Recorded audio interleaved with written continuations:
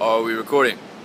Regular Joe here. This is a request for writers and visual artists. The project is called, or temporarily titled, History Repeating Itself. We started this collaboration a little while ago. This is for our episode regarding patterns. I asked for people to come up with examples from history of 3 different historical events that form a repetitive pattern. One contribution that I really liked a lot was from Proi. I think I'm pronouncing that right. P-R-O-I, Proi, called Doomsday. She brought up these 3 examples of times throughout history where people thought the world was going to end. She brings up the year 1666, when I think because just of 666, and maybe because of the bubonic plague that was going on, people thought the world was about to end. I think maybe Nostradamus had something to do with it. Then she brought up, I think the year was 1910. Astronomers were seeing Halley's Comet and thought it was going to hit the Earth and end the world. And then, of course, Y2K. I want writers to turn this idea into a script for a short animated piece. Now, I don't want to tell about these 3 historical events in succession. I want to tell them interwoven. Alright, so interweave these 3 stories. And I think that